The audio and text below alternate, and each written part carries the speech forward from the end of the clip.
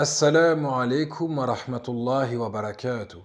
Alhamdulillahi rabbil alamin. Wassalatu wassalamu ala rasulillah wa ala alihi wa sahbihi ajma'in amma ba'd.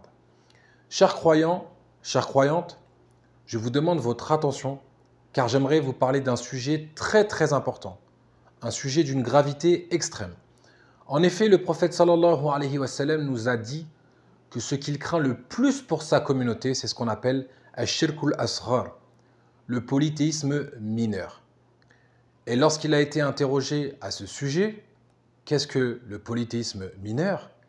Il a répondu que c'est l'ostentation, la recherche de renommée. Et en effet, le polythéisme se divise en deux catégories, le polythéisme majeur et le polythéisme mineur.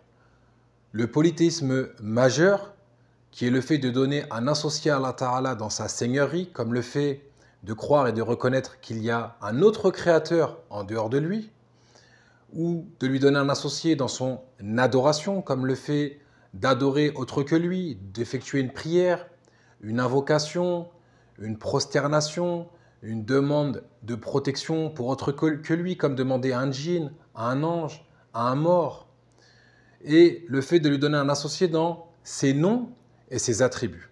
Et attention, le polythéisme majeur est d'une gravité extrême car cela fait sortir son auteur de l'islam. Ceci annule son islam, la personne devient mécréante. Et il y a le polythéisme mineur qui, lui, n'annule pas l'islam de la personne ne devient pas mécréante avec du polythéisme mineur, mais qui est tout de même d'une gravité extrême puisque celui qui va commettre du polythéisme mineur, alors son adoration n'est pas acceptée, son œuvre n'est pas acceptée auprès d'Allah Ta'ala, son œuvre est rejetée. Et pour vous donner plus de détails sur le polythéisme mineur, l'ostentation, qu'on appelle aussi la recherche de renommée, sachez que le prophète sallallahu alayhi wa sallam a dit « L'association dans cette communauté est encore plus imperceptible que les pas d'une fourmi. » Imaginez une fourmi en train de marcher. Est-ce que vous allez entendre ses pas? On ne va pas entendre ses pas. Eh bien, rendez-vous compte que l'association, l'ostentation ici, est encore plus imperceptible que les pas d'une fourmi. Donc c'est vraiment très grave et très dangereux. Je vous donne des exemples d'ostentation. Une personne qui va effectuer la prière et lorsqu'elle va voir des gens autour d'elle, alors elle va enjoliver sa prière dans le but de recevoir des éloges, des compliments de la part des personnes autour d'elle.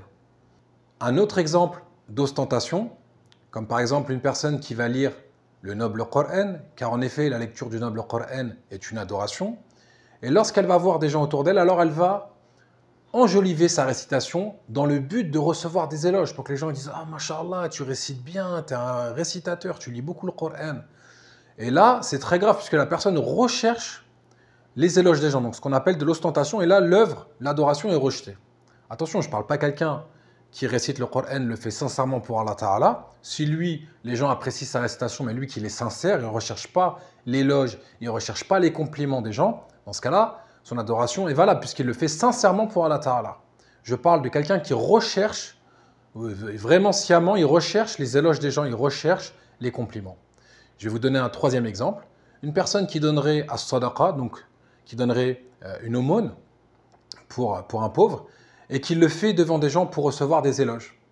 Pour qu'on dise « Ah, toi, t'es généreux ». Lui, il veut des éloges. Il veut qu'on dise qu'il est généreux, que c'est quelqu'un de bien, qui fait beaucoup d'aumônes. Donc là, c'est encore un exemple d'ostentation.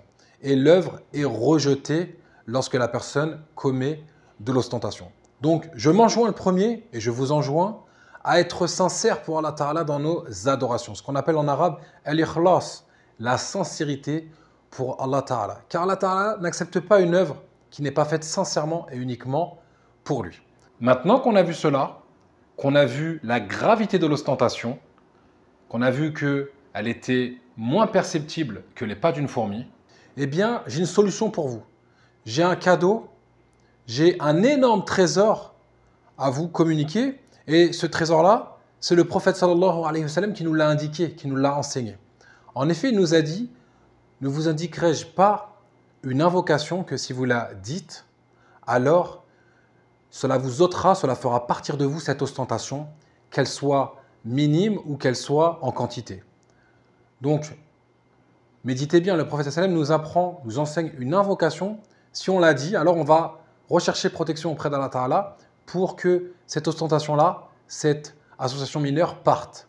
Donc soyez attentifs, écoutez bien, cette invocation est la suivante. Allahumma inni a'udhu bika an ushrika bika wa ana a'lam wa astaghfiruka lima la a'lam.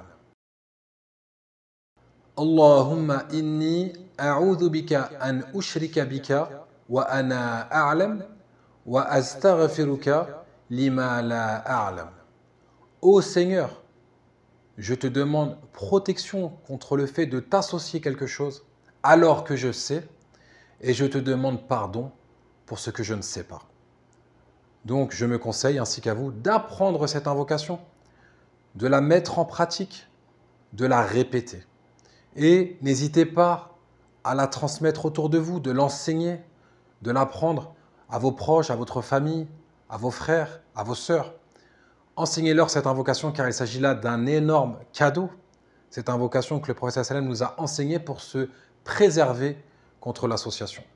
Qu'Allah Ta'ala nous donne al-ikhlas, la sincérité, et qu'il nous éloigne de toute forme de shirk, toute forme de polythéisme.